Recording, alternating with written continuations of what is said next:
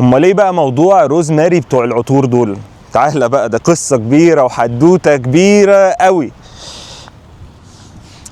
بتبدأ القصة من راجل أعمال سوري عنده براند للعطور ناجح بشكل كبير جدا حوالين العالم. عنده فروع في تركيا، عنده فروع في فرنسا، عنده فروع في الكويت، عنده فروع في السعودية، وأخيرا نزل مصر وعمل فروع كتير ليه في مصر بريميوم قوي. المحلات بتاعته من جوه فيري لاكجري، تخش المحل تحسه إنه قصر. المحلات الوحيدة اللي تخش تلاقي الناس الموظفين لابسين بدل، برفانات، شعرهم حلو، الدنيا كلها جميلة جدا. وعلى فكرة البراند ده انتوا عارفينه النهاردة، والحمد لله احنا سبب كبير قوي في انه البراند ده يبقى انتوا عارفين. المهم الراجل ده يعمل سلسله محلات في مصر على اعلى مستوى، يحط انفستمنت قوي جدا في مصر. وبما انه هو عنده السيكريت ريسيبي بتاعته انه هو ازاي يخلي البراند بتاعه ده يبيع في كل الدول دي، فاكيد هيبيع في مصر واكيد هيكسب في مصر. بس الحقيقه اللي حصل عكس كده تماما. اللي انا بكلمكم فيه ده تقريبا من 7 سنين او اكتر، 7 سنين تقريبا. فيعمل المحلات ويقعد 3 سنين في مصر ويفضل في خسائر مرعبه، ما بيخلصش خسائر، ويستحمل ويقول السنه الجايه هنكيت وما يحصلش، والسنه اللي بعدها وما يحصلش. يستخدم سوشيال ميديا وعنده شركات سوشيال ميديا في كل الدول التانية، في الخليج، في الكويت وفي السعوديه، ويشتغلوا على الماركتينج والديجيتال ماركتينج. ما بيتحركش البراند، ما بيشتغلش خالص. لغايه في يوم واحد صاحبي قال لي في حد عايز يصور ازايز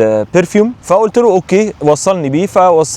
وصله بيا، خدت ازايز البرفيوم حطيتها في الاستوديوز عندنا، اشتغلت عليها، صورتها بالكامل، طلعتها. سيب لكم الريزلت برضو عشان تشوفوا الريزلت طالع عامله ازاي. والراجل الحقيقه انبهر، قال لي يعني اول مره اشوف حد بروفيشنال قوي كده، والصراحه انه المكان بتاعكم ما يدلش ان انتوا بروفيشنال قوي كده. فقلت له احنا كنا لسه ساعتها بقول لكم من 7 سنين، فكنا لسه بنبدا في الماركت وصغيرين الحمد لله يعني. فقال لي انت لازم تقعد مع الاونر صاحب البراند. ليه يا عم ماله؟ قال لي انت عقليه بالكلام معاك كده، انت عقليه قويه جدا ومهم انه يقعد معاك لانه هو عنده مشكله كبيره. قلت له اوكي يلا احجز لي ميعاد. الحقيقه ان الراجل كان رافض رفض تام، واخد قرار انه هيقفل كل الفروع بتاعته في مصر بالكامل، وخلاص هو حاسس ان هو خلاص يعني بيخسر في البلد دي، والبلد دي انا مش عايز اخشها تاني ومش عايز احط فيها انفستمنت تاني. فقال له طب خلاص اقعد مع شريف بس الاول، ويا سيدي ما عجبكش كلامه مشيه، اعتبره قعد شرب معاك قهوه وخلاص، وعزمته على قهوه ومشيناه وخلاص. المهم رحت قعدت مع الراجل، هو راجل جميل جدا انا بحبه جدا جدا، ببعت له تحيه وعارف نفسه لو هو بيتابعني. وقلت له بص انت عندك كذا كذا كذا في البراند، والمشكله انه انتوا سوريين اشتغلتوا في دول الخليج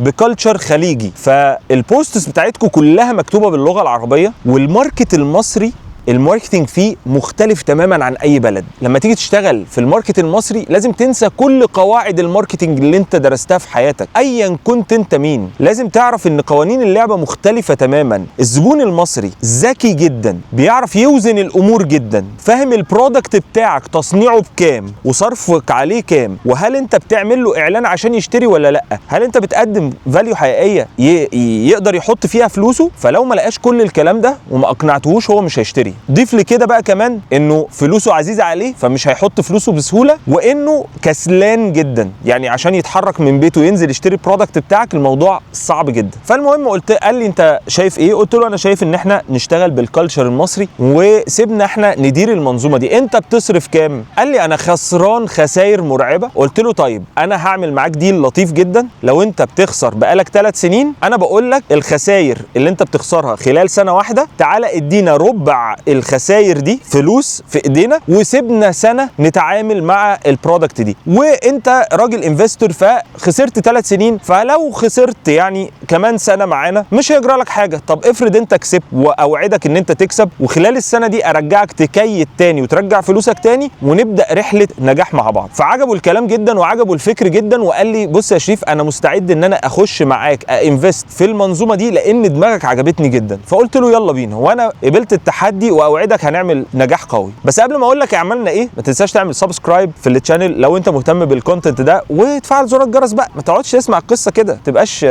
المهم. وفعلا خدنا البرودكت صورناه بالطريقه المصريه، عملنا له بوسترز بالطريقه اللي المصريين بيحبوا يتفرجوا على البوسترز فيها، وبدانا نشتغل بكامبينز تاتراكت الشعب المصري بشكل قوي وتكلمهم بلغتهم والكالتشر ونلعبهم لعب. وعمري ما هنسى اول بوست نزل على الصفحه بتاعت روزماري. نزلنا البوست وعملنا المسابقه، انا نمت صحيت لقيته بيكلمني في التليفون بيقول لي انت عملت ايه؟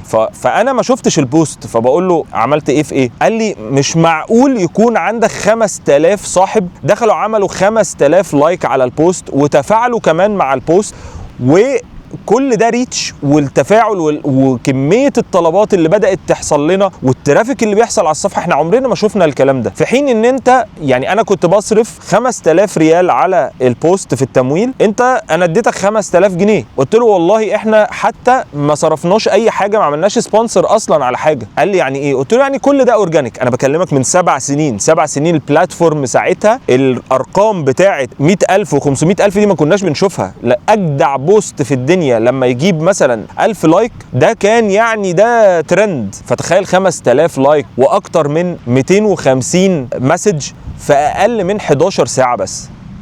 المهم الثقة جات له وحس ان احنا فعلا فاهمين في الكارير ده والمجال ده، وبدأ فعلا ينفست ويدينا البرودكت ونصور ونعمل له الحملات ونشتغل على البيج ونصور ويجي له مبيعات ونبدأ نانفلونس ونجيب له انفلونسرز. وما كانش فيه مصطلح الانفلونسرز ده اصلا في الفترة دي، فبدأنا نعمل ده اليو جي سي كونتنت.